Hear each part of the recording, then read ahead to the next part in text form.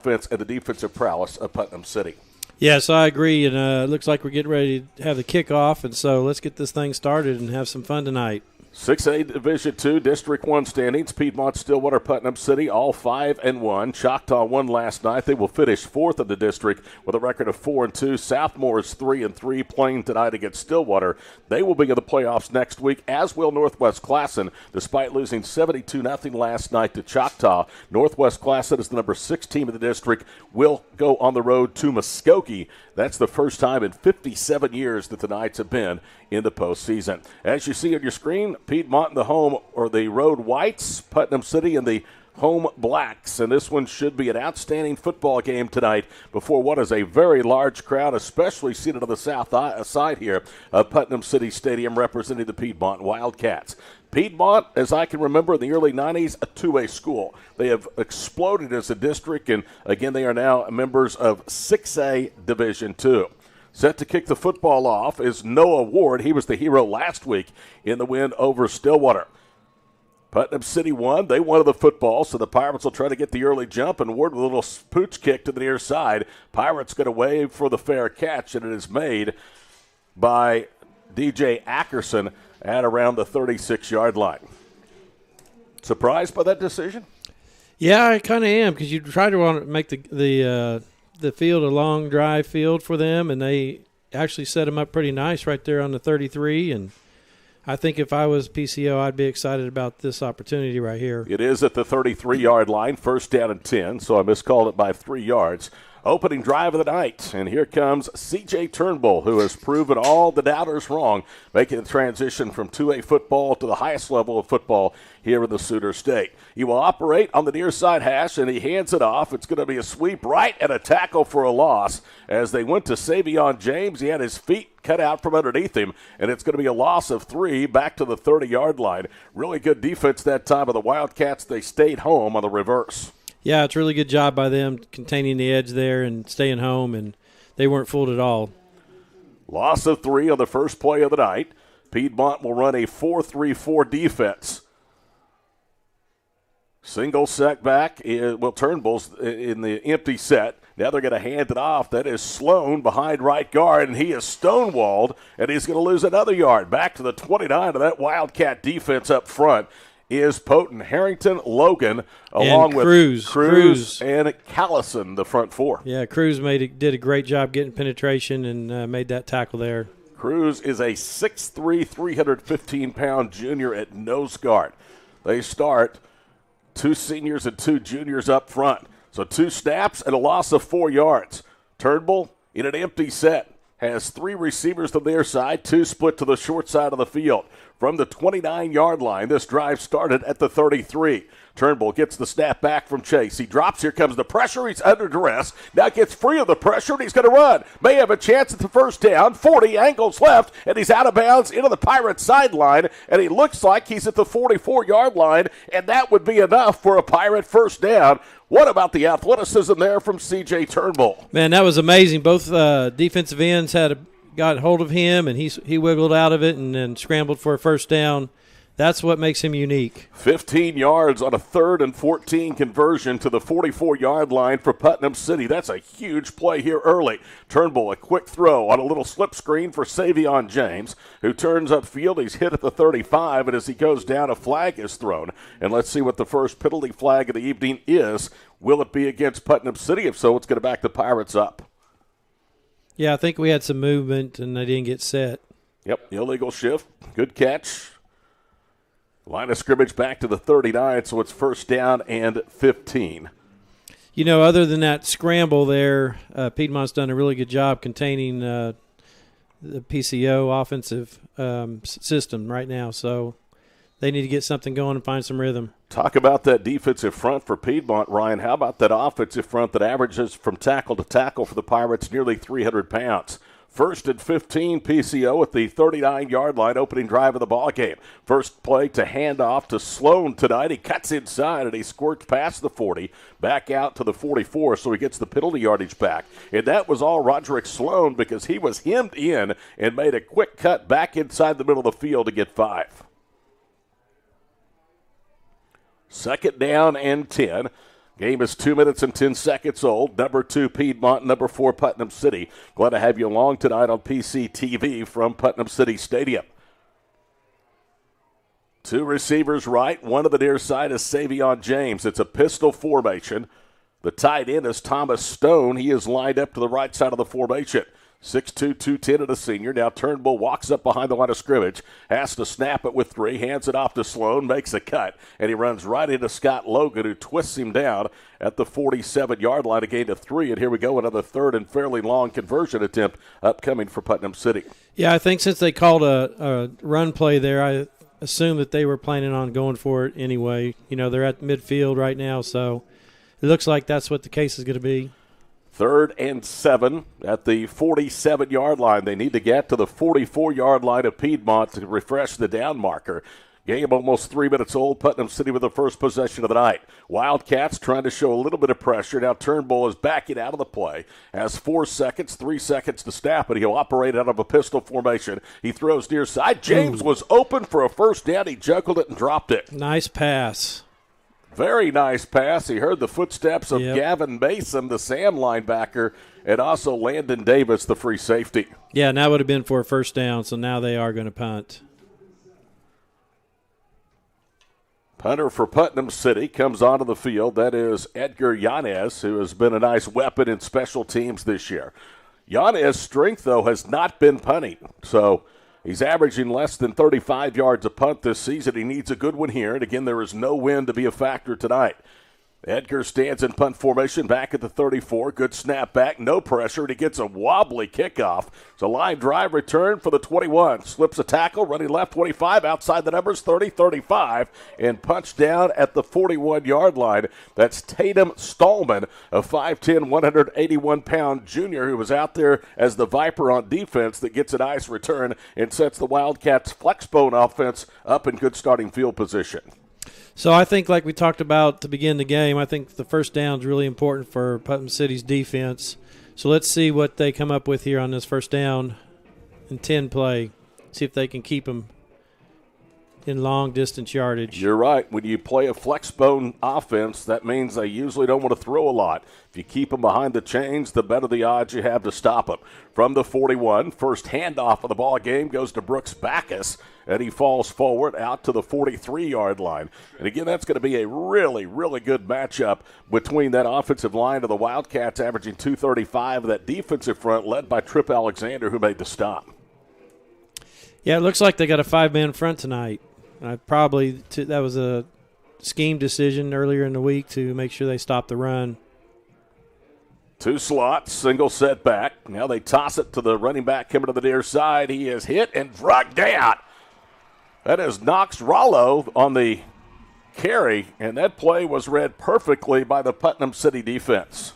And that was Ackerson. Ackerson pursued really hard and kept it for a minimal gain. Now it's going to be 3rd and 6, it looks like, for the Wildcats. Ackerson headed to Kansas State. He is one of the better large school defenders in the state.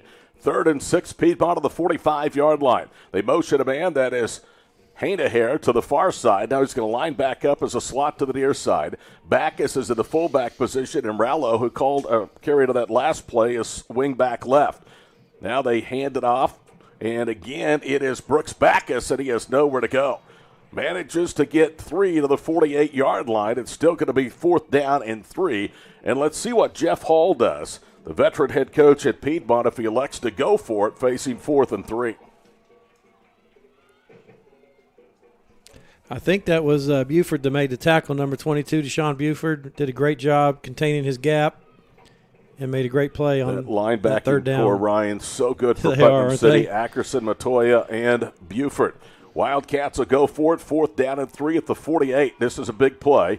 They fake the inside handoff, toss left. That's Hainahair. He has the first down as he runs outside the 50 and is tackled on the 45-yard line of the Pirates. Again, everybody sucked in that time, Ryan, and then just pissed it to Hainahair, who was able to get to the corner and pick up the first down. Yeah, and that's the first time they've shown that. You know, obviously we'll see that couple more times during the game, but he did a good job riding at the fullback and then pitched it and got outside leverage there and got the first down. A gain of 8. Nolan Bajuric is the wide receiver, split short left. Everybody else in a compact formation, and they hand it off to Backus, the fullback, with some running room behind left guard. He's down to the 37-yard line for a nice gain as he picks up 7 on first down. And if you allow 6, 7, 8 yards to this Piedmont offense on first down, it's going to be a long night.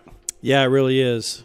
So it's really important to keep them in long yardage tonight. And on this drive, it's getting where they're being very successful on first down. Almost halfway through the opening quarter, no score. Putnam City lost last year's game at Piedmont, 21-14. They fake the inside handoff, toss it right, and he is tackled. That is Noxton Rollo, who had his feet taken out from underneath him, and guess who? DJ Ackerson was on the stop again. Minimal gain, but it brings up third down and about a yard now for the Wildcats. Out of the midway point here with the first quarter, there's no score. Yeah, this will be a big play for the PCO defense.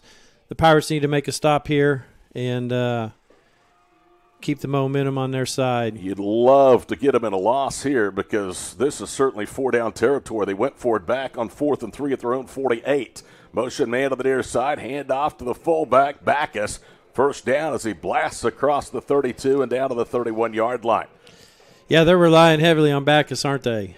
I mean, he's been the workhorse so far tonight, doing a really good job, and he likes to run north and south, so it's perfect style of play for their offense. Backus, just a sophomore, 5'11", 205 pounds. He has been the workhorse here with this opening drive. He is the single setback behind Jordan Hallman, who is the junior quarterback. He goes under center. Flag is down, and I think somebody was moving at the snap. So that's going to cost Piedmont 5 yards of their first penalty of the night. And back the line of scrimmage up to the 36-yard line. And again, that's huge, Ryan. 5 yards of this offense can really be detrimental. Yeah, I think this is a good break for the Pirates today, on the defensive side here. Now they make a stop here and put them in a passing situation, which, obviously Piedmont's not very comfortable in. So let's see what the Pirates can do with this down here. Here's another key in tonight's game. When the Pirates have possession of the football, they've got to pick up first downs. That defense will get really worn down against a ball control type offense like Piedmont. Double slots. Now you're going to keep it with the quarterback, Hallman, and there's another play for a loss. That's Buford again. Got him at the 37-yard line. 2nd and 16, so that false start penalty now has put Jeff Hall's offense well behind the chains with 4.5 minutes to play in the first quarter. There's no score in what is a possible 6A Division II District 1 championship game. Both teams can win the title. The easiest route to the championship, though, would be a Piedmont win. They have 2 slots or wing backs to the near side. They're going to toss it wide right, and he is in trouble again, and he's going to be hit. No gain. That was Carter Hainahair again on the rush. Correction, that was Rallo on the carry, and he manages to get 2 to the 35-yard line. One thing we haven't talked about, Ryan, is the discipline it takes to face an offense like this. Yeah, I'm sure they did a lot of drills that worked on this scheme this week, and it looks like Putnam City is really ready for this kind of offensive system. The whole gang of guys are out there tackling now, not in play. It's all about the eyes. Motion man to the far side. They fake the toss. Back to throw Holman. He's going to throw deep down the field to the ball incomplete. Good coverage that time. They were looking for Rallo, and there were 3 Pirate defenders in the vicinity. Yeah, they did a great job. Nobody bit on the play action. Everybody stayed in their lanes and their rules, and like you said, their eyes kept their eyes up and read pass immediately. See if we're going to see the first punt of the night from Ethan Burns, a 6', 170-pound junior. And with anything decent, Burns would certainly have a chance to put Putnam City deep in their own end of the field with a scoreless first quarter underway and 3:40 to go before the end of the period. Ethan Burns, averaging 36 a punt, stands back at his own 48 and pooches it down the middle of the field. It hits at the 5, takes a big bounce, and it is going to be a touchback. Boy, I'll tell you, that was very, very close. That was very close. He caught it on the 1-yard line, and his momentum took him into the end zone. Had to hesitate to see whether they were going to call Stallman for downing the ball with the 1 or going to the end zone. And fortunately, that's about a 19.5-yard call that goes in favor of Putnam City with 3:32 to go here with the first period. Yeah, like you mentioned earlier, this is an important drive for the Pirates. They need to possess the basketball here and drive down the field and let their defense catch their breath.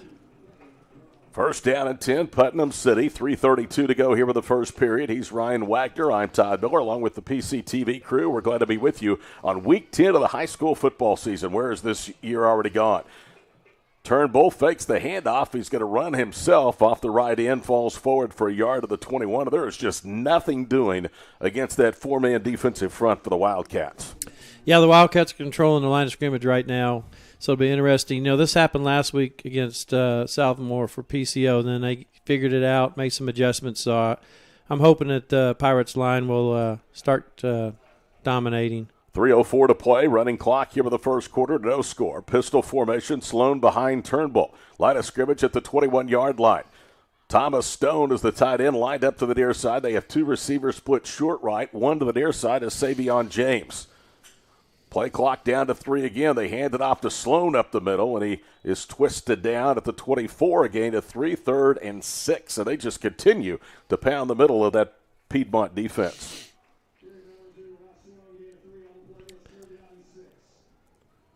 Two and a half minutes to play here with the first quarter. No score in this 6A Division II District 1 showdown. Pirates with a win would get a bye next week, would host either Muskogee or Northwest Classic in 2 weeks. Sloan claps his hands, now checks out of the play. Play clock down to 10 seconds. Game clock at 2:10 to play in the opening quarter. Pistol formation.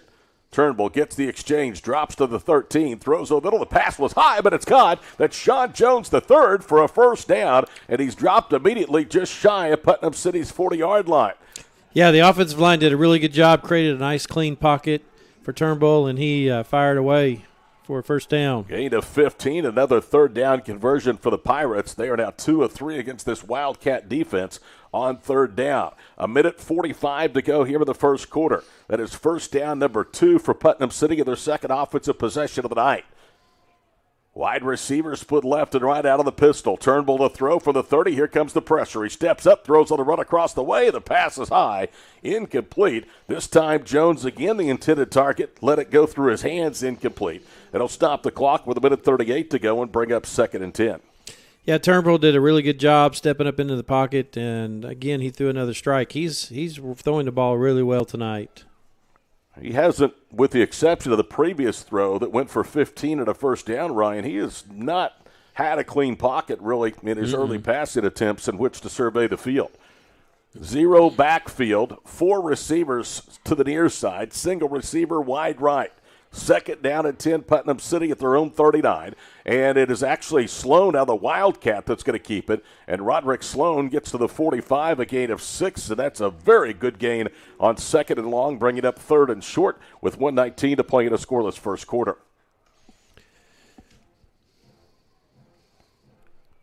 Third down and 4 at the 45-yard line. Pirates facing a 4-3 defense. Piedmont has been outstanding defensively coming down the stretch. They started the year 0-2. Under center is Turnbull, and he gets the exchange, but a flag comes in.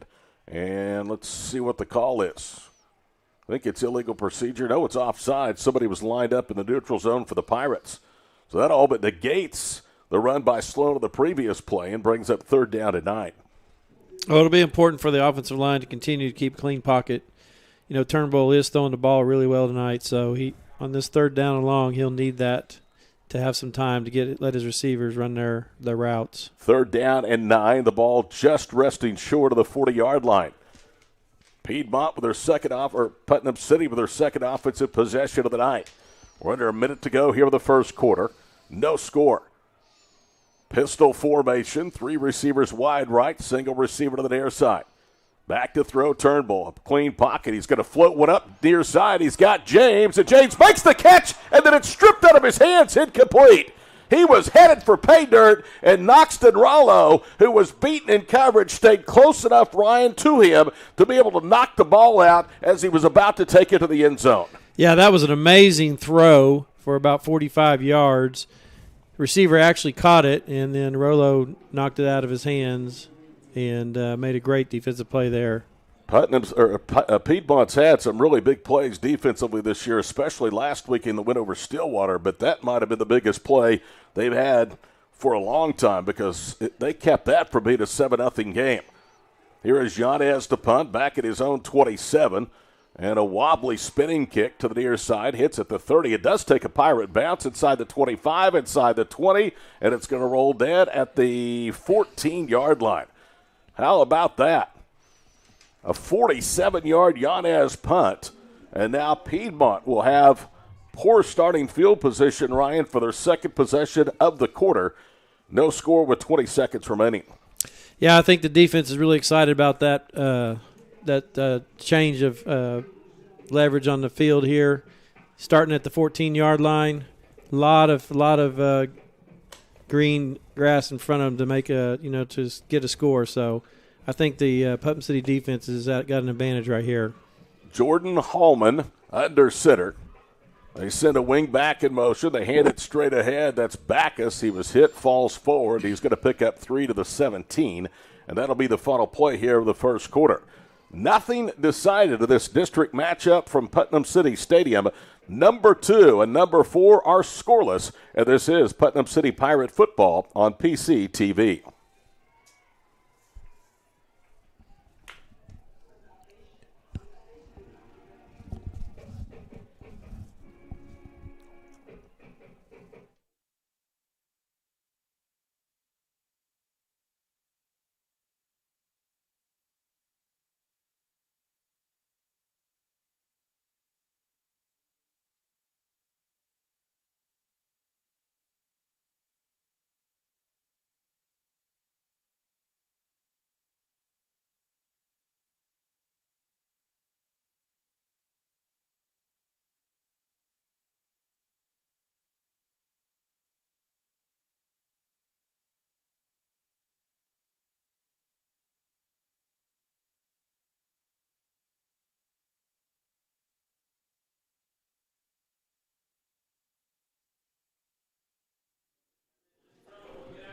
Welcome back on a beautiful late fall evening, week 10 of the high school football season from Oklahoma City and Putnam City Stadium. No score between the number 2 Wildcats of Piedmont and the number 4 Pirates of Putnam City. I'm Todd Miller along with Ryan Wagner. And Ryan, kind of what we expected through the first 12 minutes. Yeah, it really is. We said it would be a ball control game, and again, 0-0 at the end of the first quarter. So I think we still have an advantage, though. I really like our advantage when Turnbull drops back and looks for his wide receivers. He had a lot of guys open, but they just haven't caught the ball. Cannot tell you how big that defensive play by Rollo was. When you run this offense, you don't want to play from behind. Inside handoff on the first play of the second quarter goes to Backus, and he is stonewalled and will lose a yard back to the 16, going to bring up 3rd down and long. Piedmont of their opening drive of the first quarter was 2 of 3 on first downs. This is exactly what the Pirate defense wanted, was 3rd and long, and so it would really be crucial here to get off the field, catch your breath again, and let the offense get back out. 11:24 to play here with the opening half. No score. Same formation, 2 slot backs, and they fake the inside handoff. They're going to toss left. Inside cut by Hayda-Herron. He is punished just shy of the 19-yard line. That's Ackerson again. It was, and he had some help from Stephen Matthews as well. And I mean, Ackerson got a full running start at Hayda-Herron. He drilled him after a gain of 2. It's going to bring up 4th down at a punt situation. And right now, early, the field position is flipped in favor of the Pirates.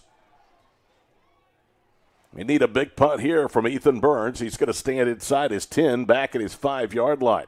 With 10:45 to play here with the first half. Snap floats back, a little bit of pressure. Good punt this time by Burns. And a fair catch made at the 46-yard line by Putnam City and Mitchell Taylor.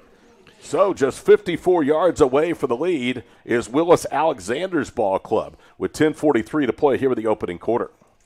Yeah, I'd like to go back to that last defensive play. Ackerson made a really nice open field tackle to keep them from getting the first down, which was much needed, and now it gives the ball back to the offense.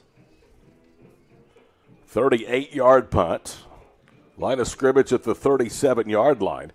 10:43 to play here in the first half. The thing about playing flexbone offenses, the game usually goes by pretty quick.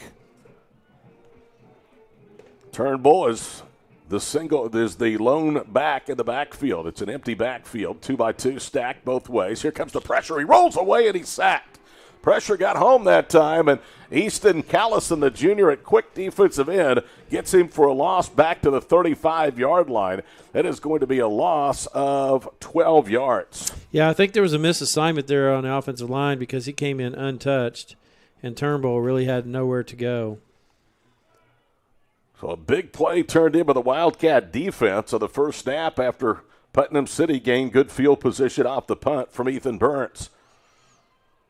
Now it's the Wildcat defense to try and turn the field position battle. They're going to option a Sloan near side. 35 takes on a defender, hit out of bounds by Gavin Mason. And the gain will go back to the 40, so he manages 5. It's going to bring it 3rd down and 7.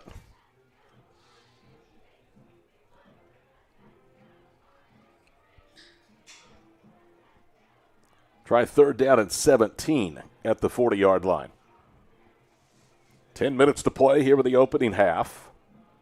2 receivers to the far side, 1 to the near side. They're going to split the backs to each side now of C.J. Turnbull. They motion Sloan to the far side. They throw it over the middle, and nobody's there.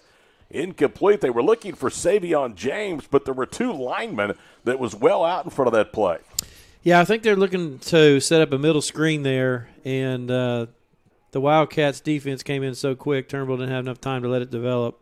So the big play by Easton Callison on first down, a huge sack. Stymies that Pirate momentum, and now they need another good punt from Edgar Yanez. He stands back at his 26-yard line. Noxton Rollo is the deep return man. Low snap, the kick is blocked, and Yanez is going to fall onto the 20-yard line. Great job by the Wildcat special teams. Got back there and blocked that punt. Tony Brooks, number 28, turns in the special teams play of the night for Piedmont. And now they will start near the red zone of Putnam City, right at the red zone of the 20-yard line. That all started with a bad snap coming back. 1st and 10 at the 20-yard line.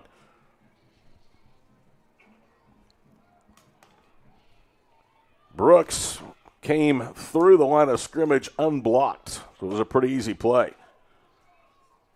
Under center, Hallman. Now motion the single slot back as they hand it off to Backus running right. He sweeps for 6 down to the 14. Yeah, they kind of changed it up there. They ran a little stretch play. They've been running up the A and B gap, and they widened it out just a little bit and surprised the Pirate defense. Jeff Hall in his 7th season in Piedmont, 49-30.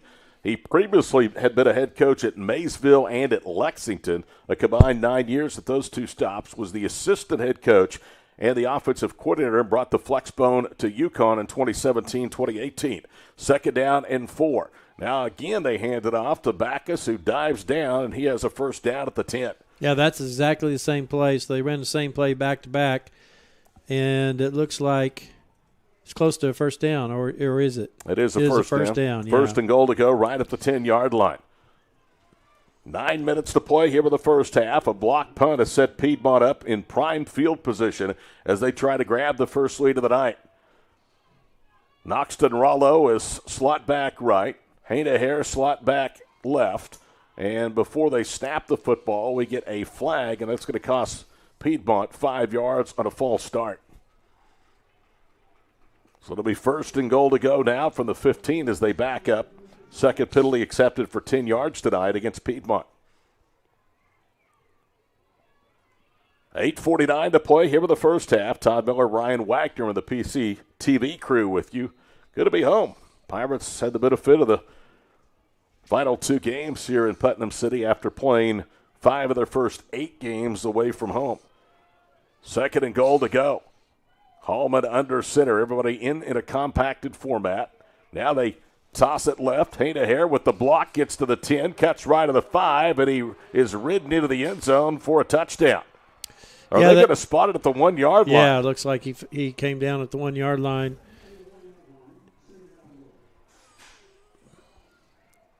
I think that was Jonas Stinson Powers that jumped at his back and tried to carry him in, didn't he? Yeah, he should be charged a bus fare because he went a ride for about 5 yards. The ball is at the 1, so it's second down at goal to go from there.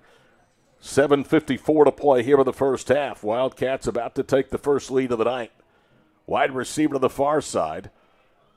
Everybody else in a tight formation. Motion man to the far side. Handoff goes to Backus, and he is hit but falls across the goal line for the touchdown. Yeah, he just powers that in. You can tell he's a strong kid.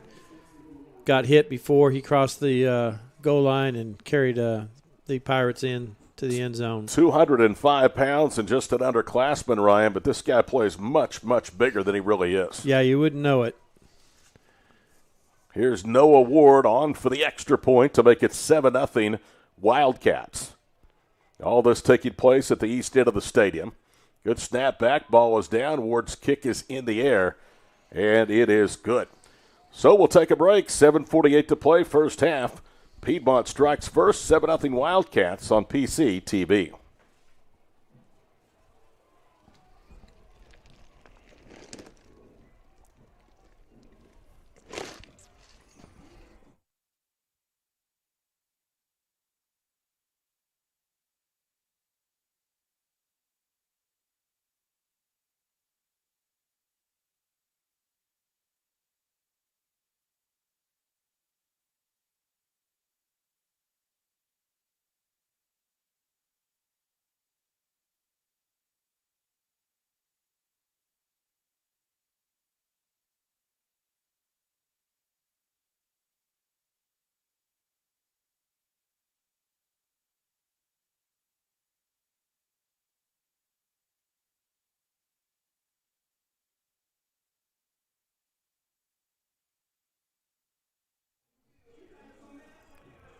Short four-play drive set up by the block punt by Troy Brooks. And it was Brooks Backus that took it in for the final yard. 7-0 Wildcats as Ward gets set to sky kick it again. Has it to the left hash mark. He'll kick it to the far side. 7:48 to play here in the first half. Ward waiting for the signal from the striped shirts. Now he gets it. 1 yard approach, and he squibs it down the middle of the field. That's a live ball. Putnam City dives on it at the 35-yard line. That was an awkward bounce, and they were very, very fortunate to come up with possession as Deshaun Buford was on the good hands team to save the possession. Yeah, he did a really good job because that was took a difficult bounce, covered it up. So the Pirates will start on the 35-yard line.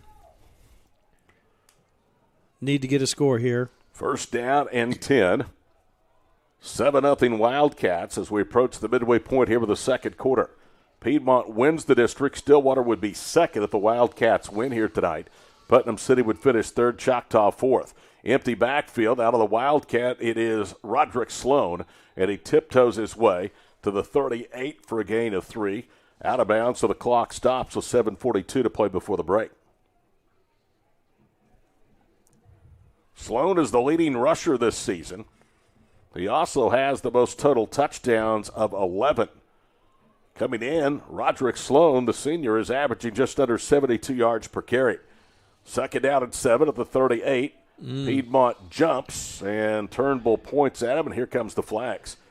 So that, in essence, makes it a 7-yard or an 8-yard gain on first down and advances the ball now out to the 43-yard line.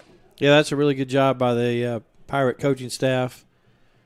You don't really think going on 2 this early in the drive. Second and 2 at the 43-yard line. Empty backfield. Turnbull races, throws over the middle. Ball caught good inside move. 45, first down to midfield. Still going as he was running backwards to the 45-yard line. How about that little pitch and catch and a first down as they find some room over the middle. And I believe that was Roderick Sloan. It was on the receiving end of that bullet from Turnbull. Yeah, Turnbull's really sharp today. It looks like they're doing into hurry-up offense, what I think would help their rhythm. We'll see. 12 yards on the pitch and catch. First down, Pirates at the Piedmont 45. They're going to option right with Sloan. Cuts inside, ridden down at the 41-yard line. As jumping on his back that time for the Wildcats was, I believe, Jordan Holloman. Has a great job by the Pirates again, bringing him back in motion and running a little option. 4 wide receivers left, single receiver to the near side. The empty backfield. Now Turnbull's going to try to run around the left end. 45 slides down. That was close to a late hit. He stopped right at the first down marker at the 35. It should be a first down for Putnam City with 6:46 to play here in the first half. Yeah, they're doing a really good job mixing it up now. Really making it tough on Piedmont to guess what they're going to do. That was a good run, Ryan, by Turnbull, because he knew he was going to pay the price at the end of it, but he knew instead of sliding, he had to get one more yard to refresh the down marker. Yeah, he did a really good job. Showed some toughness there for his taking one for his team. 1st and 10 of the 35. Piedmont tried to defend their end of the territory at a 7-0 lead. Motion to man to the near side. That's Sloan. He cuts inside, and he gets 2 to the 33-yard line. Well diagnosed by the Wildcats. You know, earlier in the game, they were running from tackle to tackle, and now it looks like they're trying to attack the edges, so they've made some adjustments. Gavin Mason at Sam linebacker, a 6-foot, 170-pound senior into that run at the 33. Halfway through, quarter number 2 in Oklahoma City, 7-0 Putnam City. Empty backfield, 4 receivers to the far side. They throw near side, and now they blow the play dead. Didn't see the flag come out, but it's going to be an illegal procedure call against the Pirates. Yeah, they had a really great opportunity there. The Wildcats are playing off the single receiver side and ran a little out and connected. It would have been a big gain. Third accepted penalty tonight against Putnam City, totaling 15 yards. Line of scrimmage goes back to the 39-yard line, where it will be 2nd down and 15. 7-0 Wildcats with 5:50 to go here in the first half. They being Putnam City, a lot of success through the air. They almost hit him for a big play, but Noxton Rollo on that last Pirate drive able to punch the ball away from the receiver of Putnam City to save a touchdown. 4-1, and here comes another flag. Yeah, illegal procedure again by the outside receiver. So now, all of a sudden, it's back to the 43-yard line and brings up 2nd down and 20. It's really unfortunate because they had a really good rhythm going and nice drive. Now you're completely behind the chains at 2nd and 20. If there is one good sign to all this, you are on the plus side of the 50, so you can pick up something here and make it a manageable 3rd and probably a 4th down conversion upcoming. Willis Alexander in his 3rd season here at Putnam City is 19-14. Everybody remembers him most from his career from 2007 to 2016 at Douglas, when he led the Trojans to a 90-32 record and 1 title. Most recently, before coming to PCO, he's at PC West, where he went 3-7 his only year with the Patriots.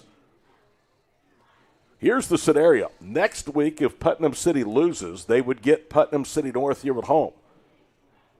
They have already manhandled the Panthers at Putnam North earlier this season. If they win, they would be off until 2 weeks from tonight, when they would host either Muskogee or Northwest Classen. All the postseason action for you here on PCTV. Bunch formation, wide left, 4 receivers that way, single receiver to the near side. They motion Sloan to the near side and fake the handoff, throw out, and it's caught 35-yard line, and he's kind of hog-tied and thrown to the ground. The reception by Mitchell Taylor, his first catch of the night. It's going to be for a minimal gain as they get about 8 or 9, bringing up 3rd down and 10. I think you're almost in 4-down territory, too, so they don't have to get it all on this play. I certainly think you are now when you got almost half of it on that pitch and catch. 5:25 to play here in the first half, 7-0 Wildcats. Empty backfield again for C.J. Turnbull. And Piedmont just jumped. That's going to be their 2nd encroachment. You wonder if C.J. is doing something with the cadence out there, Ryan, that is forcing this aggressive Piedmont defense to come across early. Well, it sure is convincing because all 4 guys were offsides. he's doing a really good job mixing up his cadence. Line of scrimmage now rests at the 30-yard line, and it will be 3rd down and 5. And all of a sudden, they picked up 15 of the 20 yards with just one snap of the football. A gain of 10 on a catch, and now a 5-yard offsides penalty. 7-0 Piedmont under the halfway point of the second quarter. Now they go out of an I formation.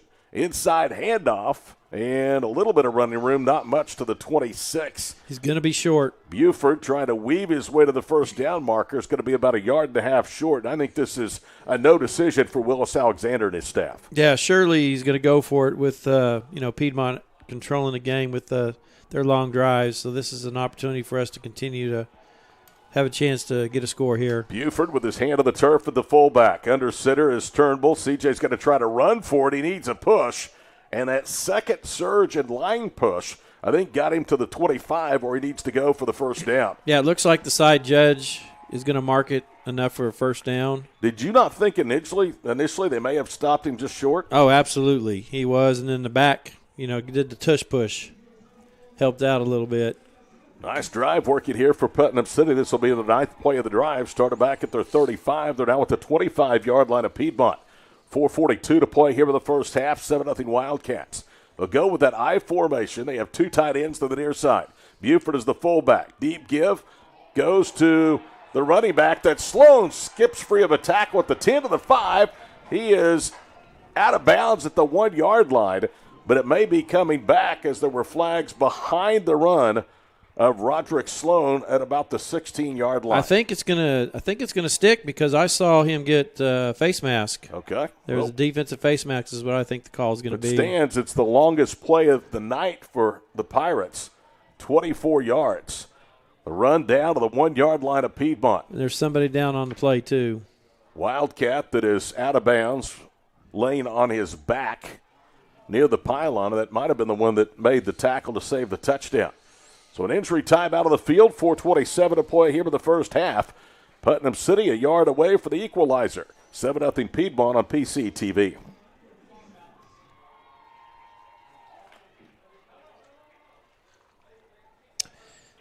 It looks like it was face mask on the defense, so the play will stand.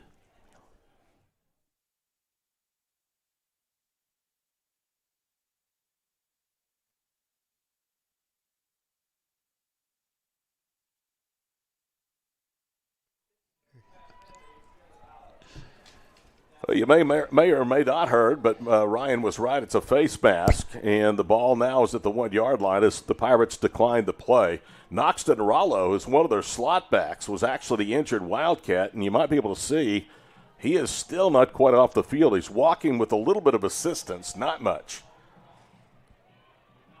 So the Pirates have adjusted on this offensive drive. They've gone with a fullback, Deshaun Buford, and put Turnbull under center. They're going to do it again. Needing a yard to get within an extra point of Piedmont in this 2 versus 4 matchup.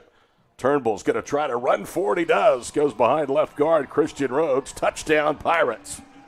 Yeah, that was similar to the 4th down play. It looks like they brought the fullback in and pushed him into the end zone. Turnbull matches Roderick Sloan with 11 rushing touchdowns on the season. And now it's up to Edgar Yanez to try to put through extra point and tie this game at 7. Out of the hold of Mitchell Taylor. Piedmont's blocked a punt. The snap was high. The kick is in the air. And the Wildcats were offside, so they'll have to redo it. What a great job by that holder, though. To catch that high snap and get it down in time. The ball goes half the distance to the goal line. I wonder if now Coach Alexander thinks about going for 2. He still has Yanez out there. And this will be a chip shot. 17-yard extra point try. Taylor the hold. Another high snap. He gets it down, and the kick is blocked. So the offsides turns out to be a break for Piedmont. And they've got to get that long snap cleaned up. We saw it result in a blocked punt that led to Piedmont's first touchdown. And now what would have been the game equalizer on another high snap results in the extra point blocked. Yeah, it just messes up the timing of the kicker and the holder, and I think it gave Piedmont time to get back there and block that field goal. The field with 4:22 to play here in the first half. It's Piedmont 7, Putnam City 6 on PC TV.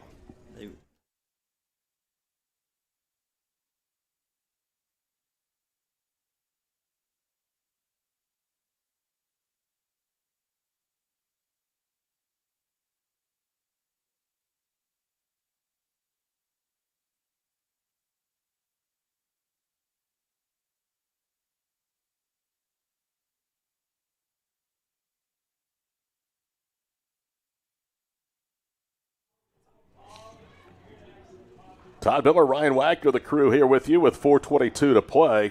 Pirates have got to clean up, Ryan, that long snap. It's now cost them essentially 8 points on the bad snap of the punt that led to a block and a short touchdown drive for Piedmont. And now another high snap has allowed the Wildcats to block what would have been the game-tied extra point. Yanez, the high kick down the middle of the field, return for the 21-yard line. That is Harrington, and Harrington is going to be buried near the 30-yard line. So he gets about 10, decent starting field position for Piedmont with 4:17 to play here in quarter number 2, 7-6 Wildcats. Let's go back to that drive. How about Deshaun Buford when they brought him in there at fullback? He just absolutely blew up guys, including 2 defenders on what turned out to be a 24-yard Sloan run to set up the touchdown. Yeah, that was a really good adjustment by the Pirates offensive coaching staff to bring him in and put him in the backfield. 4:17 to play here in the first quarter. Handoff to Backus. He dances, and he gets to the 33 and no further. Second down upcoming. That'll take us under 4 minutes to play here before halftime. Senior night, those activities took place on the field down below here at Putnam City Stadium.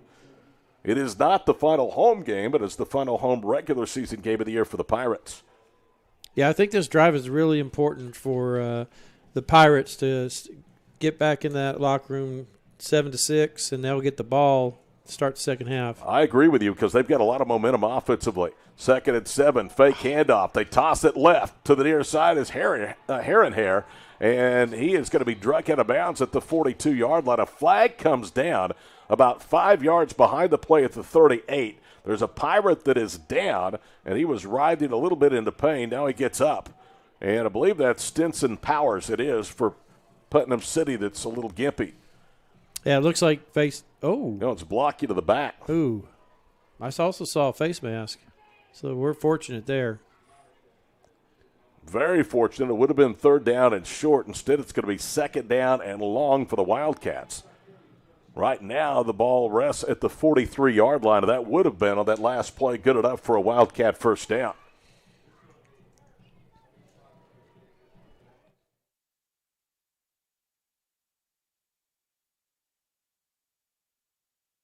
Referees are trying to figure out the call. It was like he didn't know where to mark it from. Yeah, and it's a big one. It will take Piedmont all the way back to the 23. It'll bring up 2nd down and 17 as that infraction was marked off from where it occurred. So instead of having the ball at the 43-yard line, it turns out in terms of field position to be a 20-yard mistake. Yeah, and this is advantageous for the Pirate defense. They needed this. Gives them the momentum. 2nd and 17, clock rolling with 3:24 to play here in the first half. Difference of blocked extra points, 7-6 Wildcats coming in number 2 and 6A2. Putnam City number 4, handoff. Backus running right, nothing doing. Now a flag comes in. Goodness gracious, this has become a foul fest, and it's either a hold or it's a face mask from where the flag was thrown, and Piedmont looks like they're starting to retreat already. Yeah, if I had to guess, I agree with you. It was a holding. He threw it right into the middle of the line. Yep. Here's the white cap hold, Wildcats. That'll be accepted. We'll mark it off from the 23. Ball will go back to the 13, and now it becomes 2nd down and 27. You know, now we almost need to start thinking about calling timeouts. Right. Putnam City has 2 left. Conserving some time. Maybe we can get a score going in and get the ball. Start the second half. Actually, Piedmont will get the ball to start the second half. Oh, they do? Yep. Okay. Putnam City won, but they took possession. 2nd and 27. Fake handoff, toss right. Rollo with blocking, 30. And finally, he's pushed back near the 31-yard line. Good to see Rollo back out there because he was injured on that touchdown drive defensively by the Pirates. Yeah, he looked fine on that play. He did a great job getting to the edge and getting them in manageable third down. Is that right? Third down and 10? It's going to be 3rd and 9 at the 31-yard line. That's still a mountain to climb for a flex-boned offense. 2.5 minutes in counting to play first half. 7-6 Piedmont. Top 4 showdown and perhaps a district championship game here with the line. From the 31-yard line, Rollo starts to motion. They fake the handoff. They're going to toss it left. Hanaher gets out of an ankle tackle, but he won't get to the marker. He's rolled down to the 38-yard line, and it was DJ Ackerson, the K-State commit, probably saving a first down. Let's see now if Jeff Hall will go for it. I don't think you would with the momentum that the Pirates have established on offense. No, I would punt it right here. It's only 1:55 left. They're thinking about it, though. Hanaher got 7 of the 9, and the offense stays out there with the field. Interesting. This is a big play. Huge gamble by Jeff Hall. The offense stays out there for their own 38-yard line, and Putnam City just jumped. They never had intended to run a play. They were just going to call them offsides. Well, that's a shame. You let them out of 2nd, Ryan, and 27 back inside their 15-yard line. Now you're likely not going to get the ball anymore here in the first half, and we'll start on defense to begin the second half. 1st and 10 by penalty for Piedmont on the 43-yard line. Back to the ground game. They toss it right. Rollo, 50, 40. He may go. 30 outside the numbers, 20, 15. Rollo to the 10, to the 5, and he's in for the touchdown. Great run by Rollo. Found that alley. Almost basically was untouched. Guys, I'm telling you, this Piedmont team is going to be a problem. We've talked about Backus, but Rollo also is a sophomore.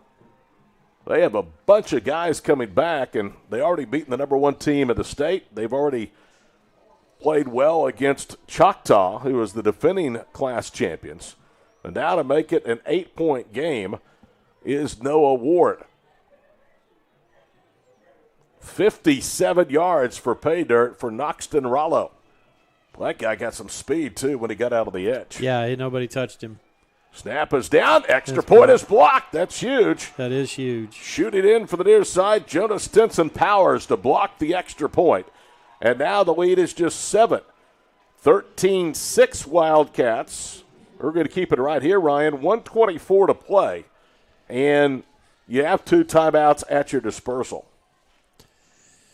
Yeah, I'm sure there'll be a no huddle. Give them as many opportunities as they can to get in the end zone or get a score.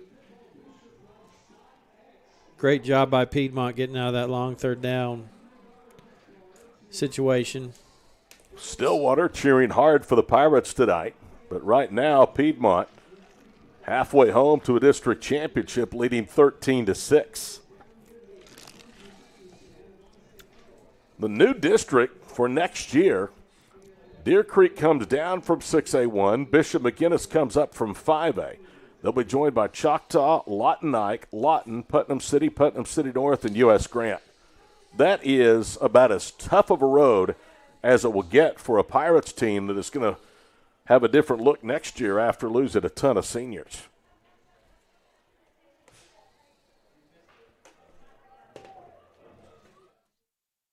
City North being a district game, that means the Pirates are going to have to come up with another non-district opponent. Here is Ward. He'll squib it up the middle. It's picked up at the 31, return to the 40, up near the 45-yard line. Was that Trip Alexander? Number 7? No, it was not. It was DJ Ackerson. Let's say he was a little too small for Trip. Looks like our Pirates will start on the 45-yard line, which sets them up really good. Got 1:15 left. 2 timeouts. See if we can put something together here. 13-6 Piedmont. The Wildcats really have felt like they've controlled this first half, but yet only lead by 7. Roderick Sloan is the single setback. He's offset to the right of C.J. Turnbull. 3 receivers to the far side. C.J. is going to run. 50, outside the numbers 40. Turnbull to the 35, gets a block 30 to the 20. Cuts left at the 15, and he's inside the 15-yard line. And Landon Davis saved a touchdown as he finally tackles him at the 12-yard line. Yeah, he did a really good job finding the seam, and then once he got that seam, he turned the afterburners on. 43 yards for C.J. Turnbull and a first down inside Wildcat territory at the 12 with 1:05 to play here in the first half. Forget about the clock, forget about timeouts. That's a real quick way to strike back. It looks like there's a Wildcat defender on the field. There it is, and he's being helped up. That is Easton Callison, who had a sack earlier here in the first half. And it looks like maybe a lower right leg injury. He is not putting much weight on that. Maybe it's an ankle at all. So a huge run for C.J. Turnbull. And I'll say it again, he bet on himself coming to play 6A football from 2A Millwood, where he had led the Falcons to 3 consecutive state championship runner-up appearances. Some people said, his game won't transfer from 2A to 6A. I'm not buying it. And he has proven the doubters wrong this season. Has it been a learning process? Sure it has. But I'll tell you what, this Pirate team is much, much better for having him. Yeah, he's definitely a difference maker, and he's really improved on his passing game tonight. He's been really sharp. All right, watch this. They brought Buford back in there as the fullback. They're going to put Turnbull under center and go out of that eye. That's what they did on their last drive, and Buford just blew guys up. In fact, prior to that run by Turnbull, he was a huge blocker on Sloan's 24-yard run on the last drive. The tight end, Stone, lined up to the near side. One receiver left, handoff, coming right, Sloan. He is down to the 5-yard line. Ethan Burns, the senior strong safety, runs him down. Correction, that was Landon Davis, and it's going to be second down at about 3 at the 5-yard line. Yeah, just like you said, the fullback ran a power play there and opened up that hole for Stone. 33 seconds and counting to play here in the first half. Putnam City trying to get the game tied. And before they get the exchange, we get a stoppage of play. And I believe a timeout was called. It was. It was called by Piedmont with 29 seconds to play here in the first half. We've been telling you this year that if you bring a sack of clothes or a box of shoes and place them in the large bin, send it inside the main gate of PCO Stadium, you will be eligible to win $250 thanks to Professional Recyclers Incorporated. You will get a raffle ticket for every donation at the last home game, which now will be in the playoffs either next week or in 2 weeks. There will be a drawing for a pair of $250 winners, compliments of Professional Recyclers Incorporated. PRI has given over $100,000 in the last decade to Putnam City school districts because of their bins located at many PC district schools. All donations, when you make it here at PCO Stadium, go directly to the Pirate football program. Second down and 3. The ball at the Piedmont 5. And they can get a first down on this drive. They could go ahead and get a first down, too. So that's important. They can get it at the 2. Both teams with 2 timeouts remaining. 29 seconds to play in the half. Turnbull under center. Fakes the pitch. Hands it off to Buford. He walks in for the touchdown. Very nice. Good for Deshaun Buford reaching pay dirt because he has been a load of problems for that Wildcat defense when they put him out there as the fullback. Now, this extra point is really important. We need to convert here. Yeah, you got a gift when you're able to block a very good extra point field goal kicker to keep it a 7-point game after the end of the last Wildcat drive. Let's see if they've got the snap issues corrected. That is better. Yanez approaches and boots it through. And with 25 seconds to play here in the first half, the game is tied at 13. I don't know about you, Coach.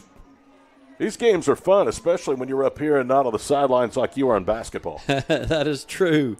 It's a lot less stressful. Both teams are playing really well, too. This is good football. Buford with a 5-yard touchdown run. Yanez extra point. 13-13. And now let's see how Jeff Hall elects to play this. I would think fairly conservative. That's their offense anyway. But although you have 2 timeouts, you don't want to make a mistake because the Wildcats will get the first possession of the second half. Update from another 6A2 District 1 game. Stillwater 21-7 at Southmore. That game late in the second quarter. Sand Springs leading Sepulpa 21-6. That game is nearing halftime as well. That's number 1 against number 6, and that is a huge rivalry in northeastern Oklahoma.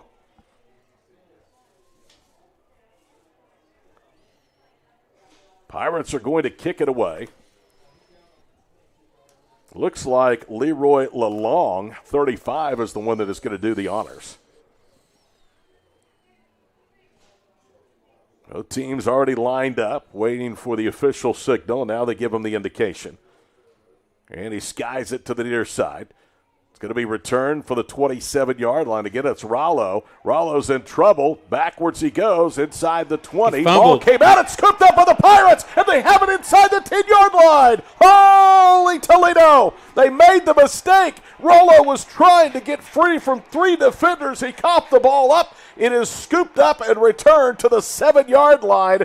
Bryson Vanover, the backup quarterback on special teams, is a junior, and he turns in the play of the night for Putnam City. Yeah, the Pirates will take over on the 5, looks like 7-yard line with 16 seconds left. Call your best play, right? And 2 timeouts. You have your whole playbook at your disposal right here. Just what we said. You don't want to give the Pirates life going into the halftime locker room because you, Piedmont, are going to get the football to start the second half. First down and goal to go with 16 seconds to play here in the first half for the Pirates. I formation. Deep give, Sloan running left, hit, touchdown. He was hit at the 2 and then went into the end zone. And right now this place is going bonkers as they have seen their Pirates come back and score 13 unanswered points, and they have done it in 1 minute and 1 second. And that was Buford again leading the charge there, clearing out the Piedmont defense for Stone to get into the end zone untouched. 11.8 seconds to play. It is 19-13 Putnam City. They're in the lead for the first time. Good snap. Ball is down. Extra point by Edgar Yanez is good inside the left upright. How about this, Ryan? 1:15 to play in the first half. 1st and 10 of the 45 for Putnam City. They get the huge 48-yard run by C.J. Turnbull. 2 plays later, they get the Buford touchdown run. And then on the ensuing kickoff, Vanover recovers a fumble from Rollo and returns it to the 7, and 1 play later, just like that, it's 20-13. All of that in just 61 seconds of elapsed time. Yeah, it's really amazing how resilient the Pirates have been in the last minute of the quarter. Tell you what, that offensive line has really stepped up and controlled this game after a rough start against that Piedmont defensive front, which is very, very stout. So one more time, we're going to see Lalong to spot the ball at the 40-yard line. 11.8 seconds to play. Another sky kick to the near side. And from the 28 is returned. Coming left, good open field tackle. Yeah, they're on special teams was Keandre Huffman on the return from Carter Riggs.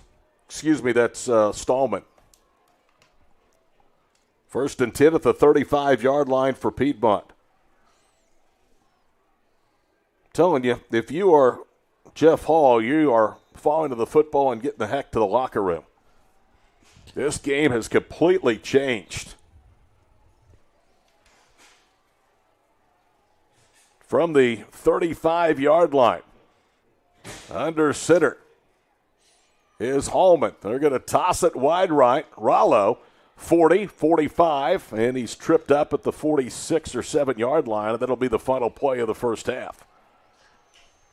So how about the end of that first half? It was 13-6, and it really seemed like, Ryan, that momentum changed on the block extra point that would have made it an 8-point lead for Piedmont. And the final 1:15 of the second quarter belongs to the good guys in black and orange, and they lead halfway home by a count of 20-13. Yeah, you got a much better feel in the Pirate locker room now. A minute and 15 ago, you would think that they would go in down, and now they're up 7. So really great opportunity, and took advantage of some mistakes that Piedmont made. At halftime, our score, number 4 Putnam City 20, number 2 Piedmont 13. And only the second meeting between these two. We thought it would be as tight as last year's 21-14 win by the Wildcats at home over the Pirates, and it is not disappointed at least 24 minutes through this one. We're going to take a halftime break. We'll be back as the second half kickoff nears. Again at halftime, Putnam City 20, Piedmont 13. This is Pirate Football on PC TV.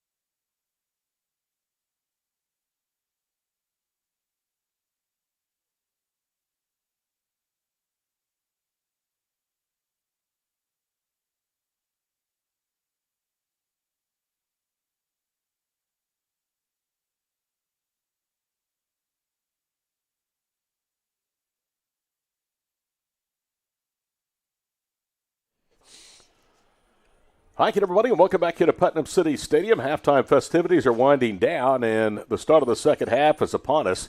Number 4 Putnam City in a Class 6A Division II District 1 showdown leads over number 2 Piedmont. The Wildcats go in for the district championship, but Ryan, they're going to have to rally if they're going to win it. 20-13, Putnam City halfway home. Yeah, and I think if you're Coach Hall and his staff, you're kind of disappointed because you really controlled the whole half of that game, but you're down 7. And you're behind the 8 ball here. And on the other side, if you're Coach Alexander and his staff, you're ecstatic. You know, that last minute and 15 seconds was dynamic. His kids really responded. Put up 14 points if you're just joining us over the last 1:15 of the first half. And one of the big changes, and you alluded to this as we went to break at halftime, both of these coaches have gone deep into their bag of changes. It'll be interesting to see what's left. The biggest change really for Putnam City was putting Buford out there as the fullback. Yeah, he did a really good job. He gave us an extra blocker back there and really helped us control the line of scrimmage from that point on as soon as he was implemented and put in back there. Great adjustment. Pretty impressive offensive first half for the Pirates. They put 20 on the board against a Piedmont defense that coming in had allowed just 8 points a game. And over their last 8 games, just 5.8 points per ball game, and have recorded 4 shutouts. In fact, the 20 points at halftime, already just the second most that the Wildcats have yielded this season. Their other time they gave up 20 or more was in week 4. That was a district loss at Choctaw, 40-29. So maybe that's a good omen for Willis Alexander to the Pirates. Putnam City comes in defensively, averaging 16.3 points a game allowed while scoring almost 47.5. And again, both of these teams have had the benefit of playing the Ikes, the Grants, and the Northwest Classens of the world. But for a moment, let's say congratulations to Northwest Classen. I know that they didn't have a good season. I know they finished 6th in the district. The format is what it is. But you know what? Those kids are going to the playoffs for the first time in 57 years. That's a long time. I'm 56. So what they are doing has not happened since I've been on this earth. That is an amazing feat that those kids did and that staff. Congratulations to them for sure. Won it in a 3-way district tiebreaker on points by 1 point. They were minus 47. U.S. Grant was minus 46. Wow. Piedmont will get the football to start the second half. Pirates won. They said, we want the football. And really things were pretty tough going for the Pirate offense in the first couple of possessions. But as we just alluded to start the second half or second quarter, things really got rolling. And again, they outscored Piedmont 14-0 over the final 75 seconds of the first half to lead by 7 here at halftime. Again, the scenarios. If Putnam City wins, they would finish second in all likelihood unless Stillwater were to lose. They were leading at halftime at Southmore. So the Pirates with a win, a Stillwater win, finished second. The Pirates with a loss finished third. With a Stillwater win and a Putnam City win, Putnam City finishes second. Piedmont would be third. Choctaw would be fourth. The Wildcats can win the district simply by beating Putnam City tonight. They do not need any help after controlling their own destiny thanks to that 17-14 win at the number 1 ranked Stillwater last week. So we have seen the the junior Leroy Lalong doing the kickoff chores, and he is going to kick it off again. As we watch, he will kick it from right to left. Piedmont will have Noxton Rollo as one of their deep return men. Also back there is Tatum Stallman. Lalong will approach from 2 yards, so this will not be a deep kickoff. Ball is at the 40-yard line. Second half of Putnam City and Piedmont underway. It's a good kick, as it will be Stallman to return. And now in the reverse, they get it to Rollo, and it's tackled for very little gain as he's knocked out of the 20-yard line. How about that special teams play by the Pirates? Yeah, and he gets up limping again, so that's something to keep our eye on. I think that was Sean Brown that was the one down there on special teams to end the play. So it'll be first down and 10 for Piedmont at the 20-yard line as they tried to go to their bag of tricks on kickoff return, and the Pirates were having none of it. 11:55 to play here in the third quarter. Todd Miller, Ryan Wagner with you tonight here on PCTV. Under center again is Jordan Hallman. Hallman hands it off with a quick hitter to Backus, and he picks up 2 to the 22, and then he's pushed backwards. At the bottom of the pile that time was Christian Almanza, the 250-pound left guard, as they just kind of pushed him to the ground and were able to get to Backus. 2nd and 8, ball at the 22-yard line. Piedmont down a score. You'd like to make it a 2-score advantage if you can, for the Pirates to really put some pressure on this flexbone offense. Tight end lined up left, single receiver wide left. Now they fake the inside handoff, and he is blown up as they pitch it to around the left end. What a terrific play by the Pirates as they planted hair for a loss back to the 17-yard line. It looks to me like that the Pirate defense may have made an adjustment. We'll have to wait and see, but they were sure back there really fast, weren't they? What a terrific play. 10:45 to play here in the third quarter, 20-13, and Putnam City and Willis Alexander have this Piedmont offense right where they want them, backed up at the 17-yard line, facing 3rd and long. Putnam City on conversions of 3rd down and longer than 6 in the first half were 1 for 4. Motion man to the near side, inside handoff. No, they pitch it again to Hanaher as he tiptoes his way for the lost yardage back on the last play to the 20, and it's going to bring up 4th down and 10. That was a great possession by the Pirates defense. Really did a great job containing the outside lanes and closing that stuff down. What a job that Larry Jubert has done, the defensive coordinator here at Putnam City. This is an offense that is hard to prepare for just simply because you don't see it very often. And all the keys that you use in a week like this really go by the wayside about any other week. Big punt up coming down from Ethan Burns at the 6-yard line. Snap floats back, and the Pirates almost got to it. Calling for the fair catch. That was dangerous on the run at the 47-yard line. And so it'll be on the plus side of the 50. That was Mitchell Taylor back to receive the punt. So far, the Pirates have been winning the possession game. We're starting on the Piedmont side of the field here. Let's see what the adjustments the offense have made. 27-yard punt, 9:49 to play here in the third quarter. Putnam City will start at the 47-yard line in Wildcat territory. They will not bring Buford in as a tailback to start the second half. That's been more of a red zone look for Willis Alexander and his offensive coordinator, Matt Lane. They will go out of a pistol formation. C.J. Turnbull, who's had a nice night throwing the football, and Sloan are in the backfield. First play of the second half for Putnam City, a handoff up the middle. Sloan, he was stalled-walled at the 45 and falls forward for one more, give him 3. And it's 2nd and 7 upcoming with under 9.5 to play in the third quarter. The sledding has been tough between the 20s up the middle tonight for the Pirate run game. They have had some success on the edge. 48-yard Turnbull run, 24-yard Roderick Sloan run. 2nd and 7 of the 44-yard line. Nearly 3 minutes gone here in the second half. Senior night, the regular season finale. 2 tight ends left. They'll toss it this way, and a good tackle for a loss. Sloan had his feet undercut, and that was Tatum Stallman, the Viper, that came in and read that perfectly. And now it is 3rd down and about 13 for the Pirates. Yeah, it looks like he read that play really quick and may have been on a stunt. He got there just as soon as the pitch was made. 3rd down and 13, back at midfield. The ball resting just inside Putnam City's territory. Pistol formation, Thomas Stone tied into the near side. 2-by-1 formation. Now they're checking to the near side as the play comes in for Matt Lane. Play clock is down to 9. They've been running it deep here tonight before snapping. Turnbull gets it, drops. He's going to throw deep right. Looking for a receiver, and he overthrew Mitchell Taylor. Taylor had a step that time on the corner. However, the ball was well overthrown, and it'll bring up 4th down, and really not the offensive start considering the field position that Coach Alexander was hoping for.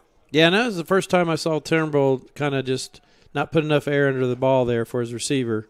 He's been really sharp tonight. So Piedmont's defense does what they are asked to do. And Edgar Yanez will be on the punt back at the 36-yard line for the Pirates. 8:22 to play, third quarter. Snap comes back. It's on the mark. No pressure. Yanez with a high wobbly punt.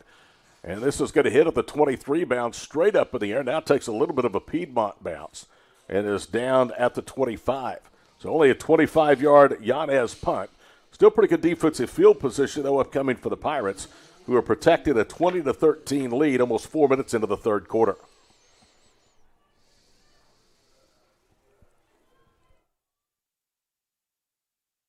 Check. Southmore was trailing at home to Stillwater.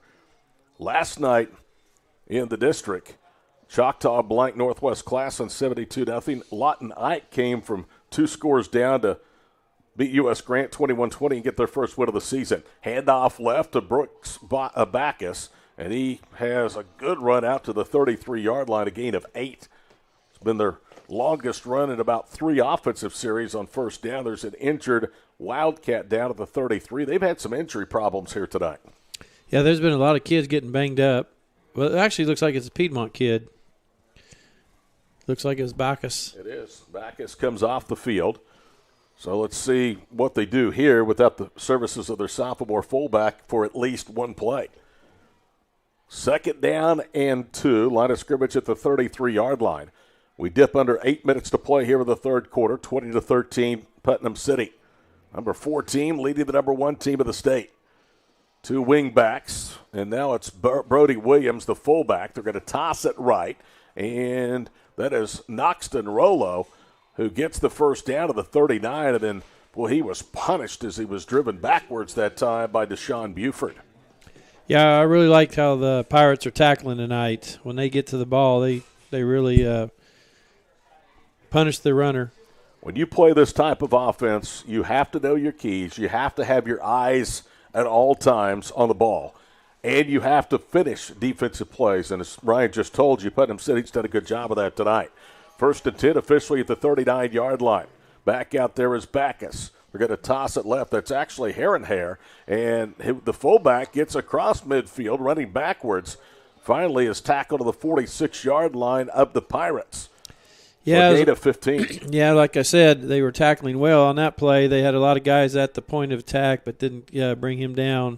It was a great run by the Piedmont fullback. Herrenhair, who started as one of the slot backs, actually was the fullback on that play. Still seeing if Brooks Backus has come out. He was shaken up a couple of plays earlier on this drive. 7:50 to play here in the third quarter, 20-13 in favor of the Pirates. Wide receiver, wide left to the near side is Ethan Burns, the senior. Williams remains out there as the fullback. They're going to toss it right. Makes an inside cut. Now bounces outside. That's Rollo, and they stretch the play out and tackle him for a minimal gain of 1 to the 45-yard line. DJ Ackerson was there. Stephen Matthews came up from the secondary for run support, and also Jonas Stinson Powers in the vicinity. Great job by the Pirate defense to put Piedmont's offense in 2nd and long. It's exactly what they needed to do here. 6:12, clock rolling, third quarter. It took about, 66 minutes to play the first half. It flew by, didn't it? Yes, it did. 2nd and 9, Piedmont at the Putnam City 45-yard line. They start the motion, fake the inside handoff, toss it left. Herrenhair in trouble and almost lost the ball. Somehow he kept a hold of it as he was swollen under by the black and orange wave, and he loses to the 47-yard line, a gain of 2, and it's now 3rd and 11. Great pursuit by the Pirate defense there. Well, they are flying to the football. Seen the last 2 plays, stretching that play out on first down for only a yard gain, and now gang tackling for a loss of 2 back to the 47 of the Wildcats behind the chains at 3rd and 11. 5:19 to play here in the third quarter. 5-man defensive front. Now they're stacking the defensive line of the Pirates. And Holman is changing the play. Now he goes under center, motions a man to the far side. They're going to hand it off again to Williams. And the fullback, who is just a freshman, is able to pick up 7 down to the 40-yard line. You would think Jeff Hall will go for it, facing 4th down and about 4. Yeah, last time in a similar circumstances, they tried to draw the Pirates' defense offside, so they'll have to be ready for that option. Ethan Burns, the 195-pound senior, deployed as a wide receiver to the near side. Also, they put the slot back Noxton Rollo to the near side. Single setback is Williams, Hallman under center. And now the handoff goes to Williams, and Williams, correction, that's Rollo. There's Rollo a flag on the play. He's there's a flag on the play. To the 15, and he's pushed out of bounds, but as Ryan said, there's a flag. And that is probably going to negate what would have been a first down run on a fourth down conversion. I'll tell you what, there was some great ball handling there. Because it looked like Williams had the first down. The next thing you know, Rollo is running around the left end and almost going in for 6. Yeah, he started out in that slot position, like you said, and came back around and took the pitch and had an alley. Jeff Hall is out there on the field across the way. He's not going to like this. It's a hold against his Wildcats, and that will negate what would have set up a first down inside the Pirate red zone. The ball is going to go back to midfield. It's fourth down too, right? Fourth down and 14, and now you wonder if he won't kick it and try to play field position football here. Tell you what, Rollo is extremely dangerous, Ryan, when he gets open field on the boundary. Yeah, and they do a really good job scheming for him and putting him in different areas that make it hard for the defense to key on him. Ethan Burns counting to make sure the other 10 players are out there as they should be, as Jeff Hall will elect to punt the football away and try to pin Putnam City deep. He's done it one time. There's a little bit of confusion on the special teams for Piedmont. High snap. Burns leaps to get it. Here comes the pressure, and Burns with a wobbly punt goes straight up in the air. And he's going to get a little bit of a bounce out of it. It hits at the 30, now bounces back to the 37-yard line. A 13-yard punt, and there is a flag down. I hope the Pirates did not rough Burns.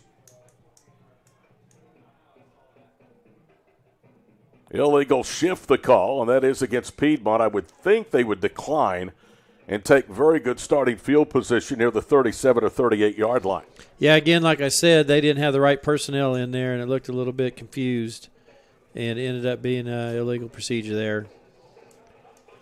So the Pirate defense gives up a couple of first downs, dodges a bullet because of a holding penalty for the Wildcats, and now Putnam City is going to start this possession at the 43-yard line. So it turns out to be a 7-yard punt with 3:53 to play here in the third quarter. We got 4 wide receivers to the bottom. We haven't seen this set yet. Single receiver wide right, so it's a zero backfield for C.J. Turnbull. He's been really good passing tonight. C.J. is going to run it left. Cuts inside, falls forward for 3 to the 46-yard line. Tackled there by Willie Cruz, who is a handful out there at nose guard. Yeah, it looks like they were trying to just spread out the Piedmont defense and try to give him a lane to run in. 3:27 to go, third quarter, 20-13 PCO as it was at halftime. Pirates with a Southmore win and a victory tonight, district champions. Otherwise, they finished second with a victory. They would be off next week. Empty backfield. Turnbull throws it out. Ball knocked down at the line of scrimmage. That's Clayton Harrington, the senior strong side defensive end. And now it's 3rd and 7 for the Pirates. Yeah, and the Wildcats are very lucky because the wide receiver was wide open. Big pass break up there for Harrington. 3rd down and 7 to the 46-yard line. Clock stops on the incompleted pass with 3:18 to go in the quarter. Trips to the near side, make that 4 receivers, quads, and a single receiver to the far side. Turnbull, one-step drop, throws a little ball, caught for a first down. That's Sloan at the 45. He's dragging defenders with him in Piedmont territory down to the 39-yard line. Tell you what, Ryan, Turnbull had to throw into a tight window, and then Sloan ripped it away and did a lot of the leg work carrying defenders with him. Yeah, he did a really good job settling down in that zone. And then an even better job after he caught the ball. He gained another, 5 to 7 yards just on his own efforts. Picks up 15, a lot of that yards after carry. Clock rolling, 2:51 to play here in the third quarter. Power eye look with Sloan. The tight end about 3 yards off the line of scrimmage. That's Stone. Sloan is in a pistol formation, and now we get a flag thrown. And not sure what the call will be. There was still 5 seconds on the play clock. It is a dead ball, illegal procedure call, and the Pre-snap penalties tonight, Ryan, are driving this Putnam City coaching staff crazy. Yeah, and the offense was in a good rhythm right there, so this is definitely something they did not need. 1st and 15, back at the 44-yard line.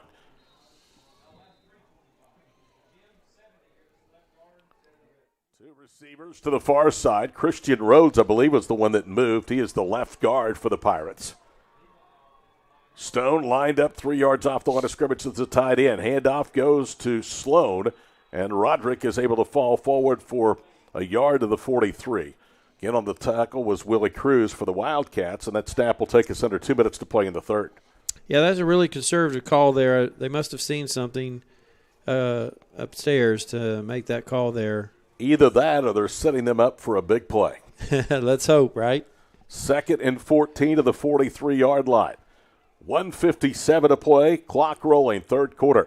Neither team has scored since halftime. 20-13 PCO. Sloan in the backfield. And now Turnbull's got to try to run for it. Not much. She picks up 2 to the 41-yard line. Two really conservative plays called back-to-back. 3rd and long. I think they're going to have to open it up here. Gavin Mason was on the stop. It's 3rd down and 11. And this drive is kind of bogged down because of another pre-snap penalty against the Pirates. 3rd and 11 on the 41. Piedmont shifting defensively along the line of scrimmage. Wildcats get to the defensive signal in. Putnam City get to the offensive play in with 7 to snap it. Turnbull with an empty backfield. Throws near side. Catch is made. Try to turn inside, but nowhere to go. As that's Sean Jones the third. Good coverage that time from Ethan Burns, who played soft, let him make the catch well behind the first down marker and then close quickly. Yeah, I think where they're at in the field, they're going to definitely go for it here. It's too far for a field goal. 4th down. Go ahead. And it wouldn't get any much yardage if there was a punt, so. Here we go. 4th down and a long 6. Line of scrimmage at the Piedmont 36-yard line. Quads to the right side of the field. Single receiver is Savion James. He, for the most part, has been very, very quiet tonight. Turnbull goes up behind the line of scrimmage.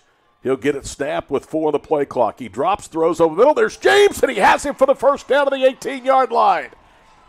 Brogan Dietz was in coverage, and he dropped him right at the 13. That is a 23-yard pass completion on 4th down and 6. Yeah, they just ran a deep in route right there, and Turnbull put it right on the numbers, and great play there.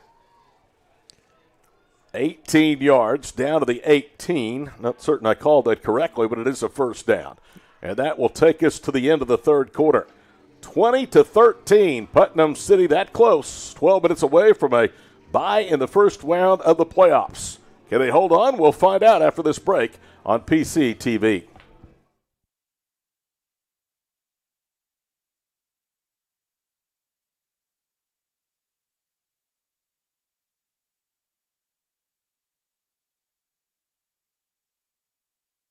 KC. We believe in more than just selling cars. We believe in building relationships based on trust, transparency, and treating you like family.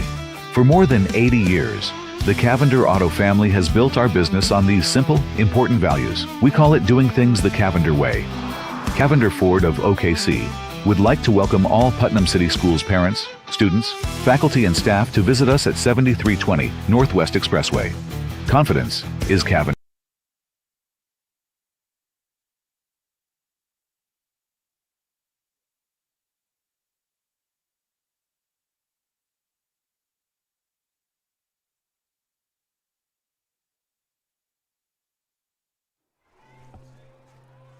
Hi again, everybody, and welcome back here to Putnam City Stadium, Week 10 of the high school football season, and nothing has been decided. Far from it. 12 minutes to go, 20-13.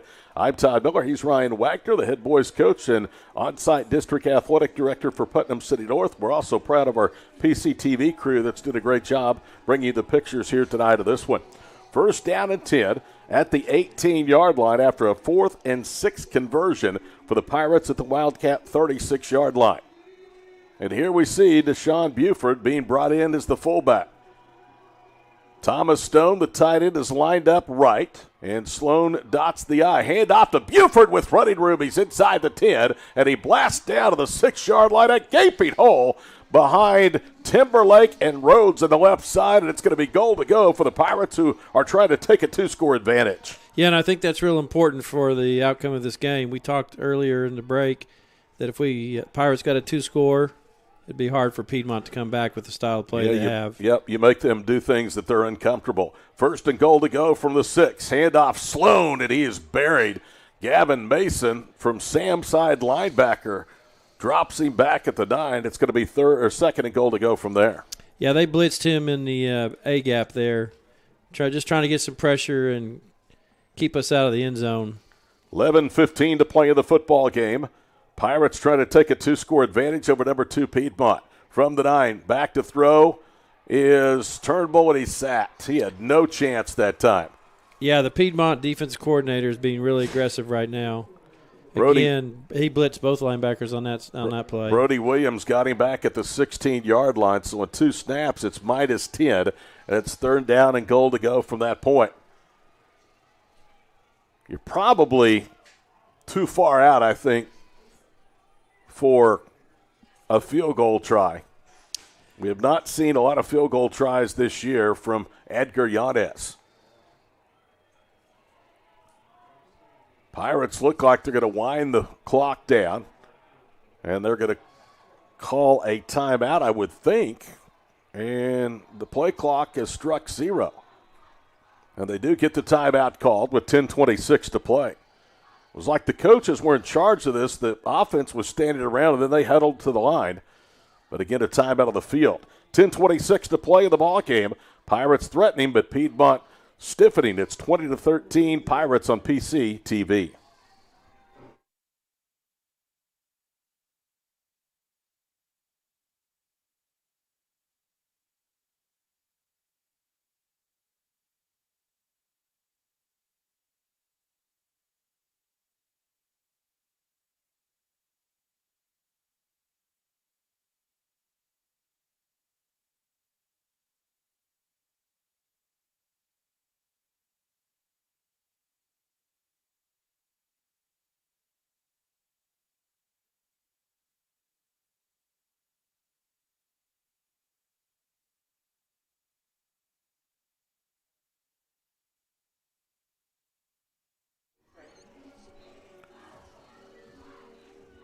Back to live action, third and goal to go. Putnam City at the 16-yard line. All of this was set up on a 4th and 6 conversion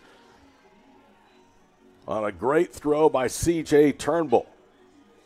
On first and goal to go from the 6, they lost 3 and then a sack of 10 back to the 16, and the Pirates now are in a difficult situation.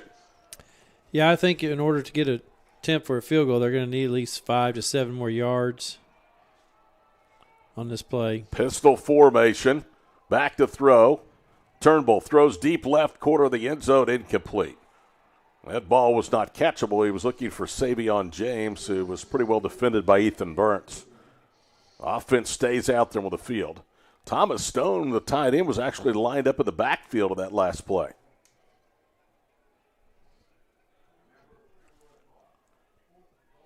So we got 4th and goal. We do. At the 16. Yep. Tell you what, this is a huge moment of the ball game. If Piedmont can turn them away when they had it first and goal to go at the 6 and keep this a 1-score game, that is certainly one of the battles won in this war. Back to throw again. Turnbull, he's going to throw same spot, back left corner. Ball up for grabs. Did he make the catch? No indication yet.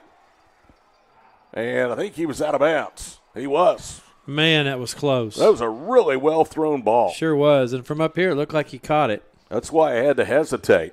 But he was out of bounds, and so the Pirates will turn it over on downs at the 16-yard line. That is one huge, and I mean huge, opportunity missed.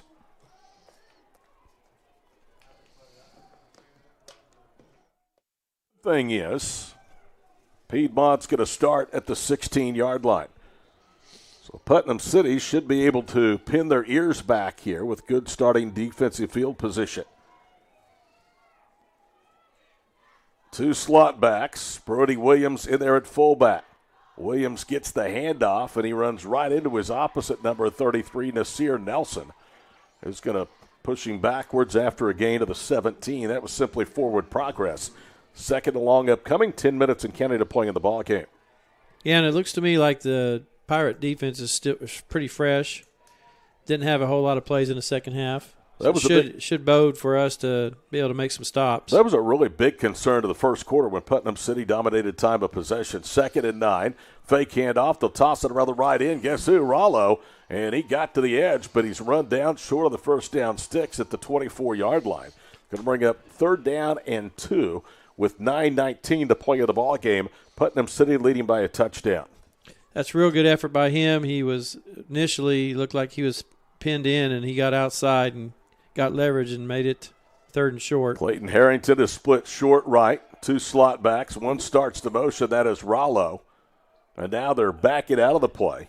Play clock is down to 12. Game clock is at 9:03 to play. 2nd and 3rd and short. Handoff. Brody Williams, 1st down and more.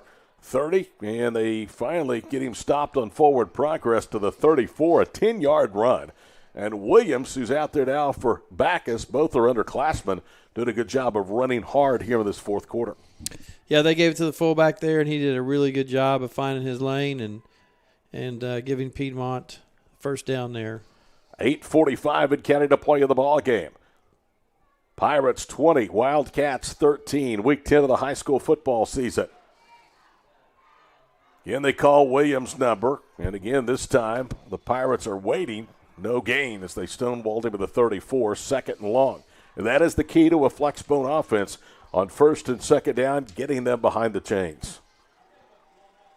They give him forward progress for about a half-yard gain to the 35. 8:15 and counting to play in the ball game. Hainahair is the slot back right, Rollo slot back left.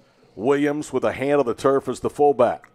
They fake the handoff. They pitch it right to Rollo. Flag is down. Rollo is hit out of bounds at the 36-yard line, a gain of 1, but that's probably coming back as the flag came behind the play at the 31-yard line. Been a busy night for the Whitecap and his crew here tonight in this Week 10 matchup between a pair of top 5 teams. Number 2 and number 4, it is a hold against the Wildcats. Yeah, I think that's got to at least be 10th flag of the game, at least. Been a bunch of them. Most of them have been minor infractions. But, boy, now you're backed up to 2nd and 19 at your own 25-yard line, and it's pretty precarious territory with this Pirate defense as aggressive as they are. Clock will begin to roll, and we'll dip under 8 minutes to play from Putnam City Stadium in Oklahoma City. Looking off to the east, you can see the skyline of the capital city of Oklahoma. Williams in the backfield. Fake handoff. They're going to toss it to Hainahair, running left. 30, turns the corner, out of bounds at the 35. So we got the penalty yardage back, +1 to the 35. It's going to bring up 3rd down and 9. And a huge play both ways in this ball game with Putnam City leading in a defensive struggle, 20-13.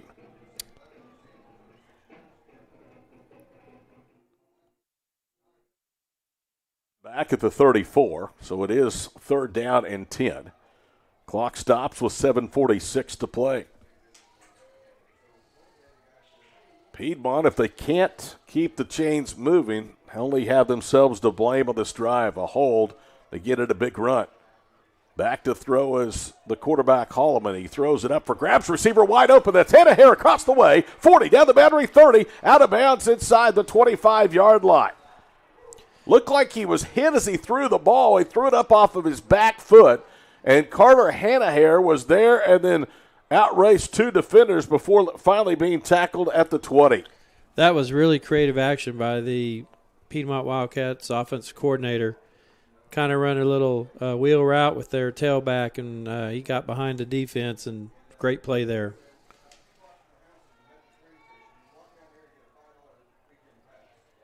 Line of scrimmage is at the 21-yard line. 45 yards on a 3rd and 10 conversion. Pirates were that close to ending this drive. Ethan Burns split short right. Everybody in tight. The tight end lined up to the right side. Now they keep it, and Rollo is going to be buried back at the 26-yard line. I think that was Tripp Alexander that was back there to lead the defensive charge. Yeah, that's the second time Tripp's got back there in the second half. He's playing really hard and doing a great job with his reads. He stayed home on that play. Loss of 6 back to the 26-yard line, so it knocks him out of the red zone. Clock rolling towards 7 minutes to play. 20-13 Pirates. 2 slot backs. Fullback is Brody Williams. Another fake handoff. They toss it left hand ahead. Tiptoes to the edge. He's in trouble. And the Pirates are going to get to him at the 23-yard line, and then they finally throw him backwards. As Jordan Billingsley, the 230-pound junior, was the one that was in there on the stop. Yeah, it's got minimal gain there. Still in third and long. What are we looking at, 12, 13 yards? 13 yards. Yep. I need to get to the 11-yard line of the Pirates. We are now less than 6.5 remaining in this ball game. Neither team has scored since halftime. Pirates leading 20-13. They scored 14 unanswered points in the final 1:15 of the first half to take control. 3rd and 13. They'll toss it right. Rollo, down he goes at the 21-yard line. Terrific play defensively by the Pirates. I believe Johnny Efferson was one of those out there, along with Deshaun Buford for Putnam City. Yeah, he did a really good job setting the edge and did not lose his containment on that play. 4th down and 11 from the PCO 21-yard line. Clock continuing to roll. We're at 5:48 to play in the ball game. Pirates by 7, trying to secure a bye next week in the first round of the 6A Division II playoffs. Under center again is Holman. Now they start to motion. Rollo, and now he's going to pull up near the fullback, Brody Williams. We've yet to see Brooks Backus back in after being shaken up earlier here in the second half, but now Jeff Hall and company want to talk about it. 5:34 to play. Big 4th down conversion upcoming for the Wildcats. Perched just outside the Putnam City red zone of the 21. This is Pirate Football on PCTV.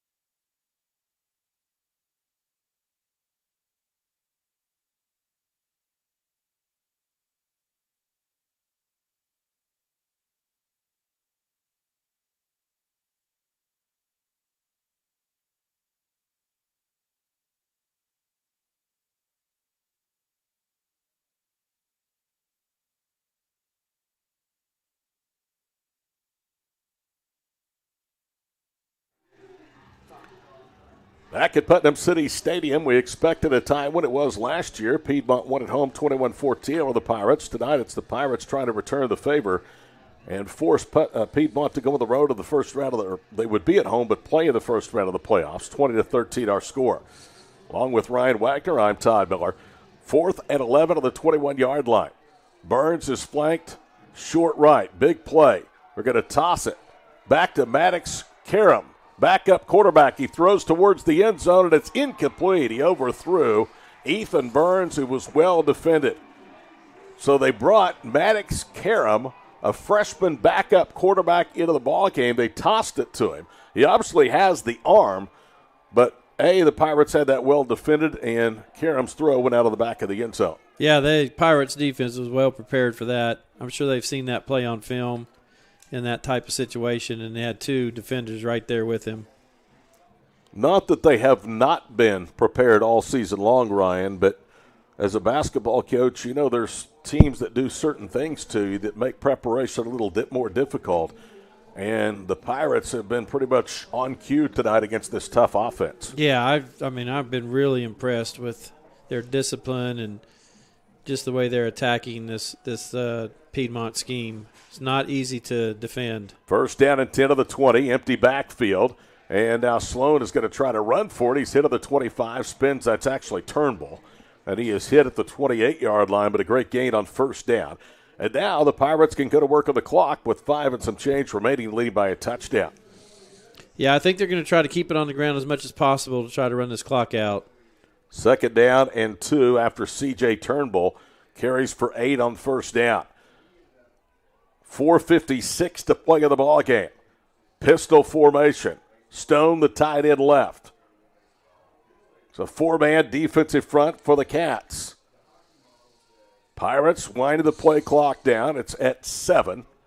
Turnbull out of the pistol. He's going to hand it off as that goes to Roderick Sloan, and he stopped just shy of the 30. Gain of 1, and it's third down and short, and this is huge right here. Piedmont has 2 timeouts remaining, as do the Pirates, although Putnam City right now does not want to use theirs with 4:15 to play. Yeah, I think you might have to be aggressive here. You really need to get a first down, and you could probably run the clock out. What a game tonight. We expected it between number 2 Piedmont, fresh off a win over number 1 Stillwater last week, 17-14, on a field goal at the buzzer. 3rd and a yard. They bring Buford back in as the fullback. They're going to work out of an eye with Turnbull under center. And now the officials come racing in to stop the play. The play clock has been stopped. 4:05 to play in the ballgame, 20-13 Putnam City. It looks to me like we had a player injury, so they just substituted him out. And Savion James is now going to come into the lineup. He'll be deployed as a receiver wide to the far side. Brogan Dietz, the senior corner, is locked up man-on-man with him across the far side. Stone is the tight end of the press box side. Buford and Sloan are in the backfield out of an eye. 3rd and about 1.5 yards. They need to get to the 31-yard line. C.J. Turnbull goes under center. He'll snap it with 5. Hand off to Buford. He was hit, and he is not going to get there. He needed to get to the 31-yard line. I think he is by the nose of the football short. That was a tremendous defensive play by the Wildcats that just stonewalled Deshaun Buford. He's not easy to do when he gets full steam ahead. Yeah, and it looked to me like the exchange at the center kind of messed up the rhythm of the play. And Buford got it just a little bit late. 4th down, 0.5 yard. Oh, we're going for it. Ball is just beyond the 30. Pirates need to get to the 31-yard line. With 3:08 to play in the ball game, Turnbull gets the exchange. He tries to move left, and he got it on second effort. He picked it up to the 32-yard line. Again, they went behind the 315-pound junior guard, Christian Rhodes. And initially he was stopped. Second effort, he moves the change to the 32. Wow, you got to give it to Coach Alexander and the staff. That was a gutsy call there. That would have given Piedmont the ball back around the 30-yard line. Tell you what it does. It shows Willis confidence in this offense and even his defense if they don't get it. 1st and 10 at the 32-yard line. We're under 3 minutes to play in this ball game. Thomas Stone is tied in left. It's a pistol formation. Piedmont started to show their hand, showed a little bit of pressure. Now Turnbull runs up behind the line of scrimmage. He's going to snap it with 3 seconds. They keep it on the ground. Roderick Sloan makes a cut and gets out to the 36-yard line. That's a gain of 4. Second down upcoming. And the Wildcats now are going to have to start thinking about using the remaining 2 timeouts with 2:17 to play.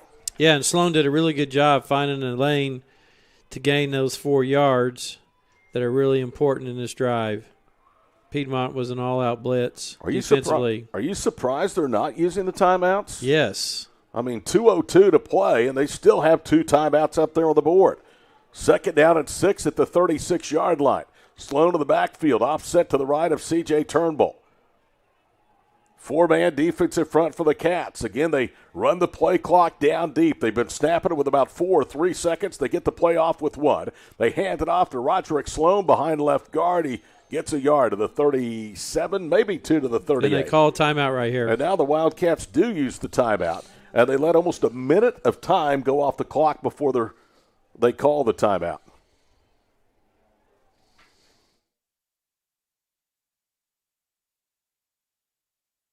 Problem,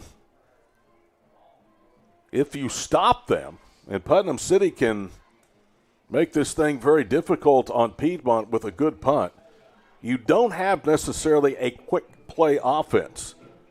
And at best, you're probably going to have a minute 15, minute 20 to work with. And a good punt, you could have to go 60, 70, 80 yards down the field. Yeah, and I'm sure that if that scenario comes up, that the Pirate defense will get into a little bit of a prevent defense and be ready for any of the deep passes that the Wildcats may try. A reminder, if you bring a sack of clothes or a box of shoes and place them inside the large bin, set it inside the main gate here at PCO Stadium, you'll be given a raffle ticket. In turn, you'll be given the chance to win one of $250 given away by Professional Recyclers Incorporated. That drawing will come at the next home game, whether it's next week or in 2 weeks. If it's next week, it's against PC North. If it's in 2 weeks, it's against either Northwest Classen. Got Stone in the back. No, that's Turnbull, isn't it? Turnbull gets the snap, and he They picks try to up go nothing. wide. It's going to bring up 4th down, and Piedmont will use their last time out. So again, bring a sack of clothes or a box of shoes, and you have a chance to win one of two $250 prizes from Professional Recyclers Incorporated. As I was saying, the next home game with a win would be in 2 weeks against either Muskogee or Northwest Classen. I think we know who that will be. A loss would be Putnam City North next week. Yeah, it looks like the Pirates are going to punt, play field position, make the Wildcats have to make a big play to tie this game. So Piedmont let a lot of time go off the clock before using back-to-back timeouts. Now they've stopped the clock with 94 seconds to play. Here is the biggest play of the night if you're a Pirate fan, and if you're watching, most likely you are. Edgar Yanez, who's already about at this spot of the field, had a punt blocked earlier tonight. Needs to get off a big one here. The Cats look like they're going to put 9 of their 11 players within about 7 or 8 yards of the line of scrimmage. Here comes the pressure. Now they back off, set up for the return. Wobbly punt. That almost hit one of the up men. It's fielded to the 28 off the hop. Return to the 30 up to the 34-yard line. That ball very nearly, Ryan, hit the back of Nolan Bajurk, who had his back to the play. Yeah, he was trying to block for the deep back there and almost could have been very dangerous there for the Wildcats. All right. Pirate defense has shut out Piedmont for almost 23 of the 24 minutes here in the second half. Can they do it one more time and get a season-ending victory that would give them their 8th win and a automatic bye into the playoffs next week? Under center is Jordan Hallman. He'll fake the handoff. He options right. Fumble. Pitch is offline. Noxton Rollo has to dive back onto the 25-yard line. That's going to be a loss of 9. And that was the last thing that Jeff Hall and the Wildcats needed because they don't have timeouts and the clock dipping towards a minute to go. 2nd and 19. Hallman quickly under center. Fakes the inside handoff, tosses it back to Hanaher. He is hit for a loss. Back to the 20-yard line. It's 3rd down and 24 with 50 seconds to play in the ball game. Yeah, it looks like that the Wildcats don't have any offensive scheme to throw the ball downfield. So a loss of 5 brings up 3rd and 24. Piedmont without a timeout remaining. As they spot the ball, the clock begins to roll. 42 seconds to play for Putnam City Stadium. Hallman, the exchange. Now he's going to hand it off to the near side. Rollo runs up the back of a blocker. He is tackled in bounds at the 26-yard line. And it's 4th down, and precious seconds continue to milk away with 22 seconds to play in the ballgame. They have to hurry. Curious play call. Really curious. I don't know why they're not throwing the ball down the field. 4th down and 18. Hallman wants to throw. Hit as he throws it out right. He has Harrington at the 30 to the 35. He's tackled. Flag is down. If it's against the Wildcats, the ball game is over with 7.1 seconds to play. But let's hold on here. Boy, what disciplined football tonight. Evan Matoyer was the linebacker that stayed at home on that little flat pass and was able to drop the ball carrier for minimum gain. And they needed a whole bunch. They needed 18 to keep the drive alive. Here's the all-important indication. It's against Piedmont. It is against the Wildcats, and that's going to do it. The hometown crowd begins to celebrate. Putnam City has beaten number 2 Piedmont at home tonight. It looks like the final will be 20-13. And the difference in this ball game, Ryan Wagner, was the last 75 seconds of the first half.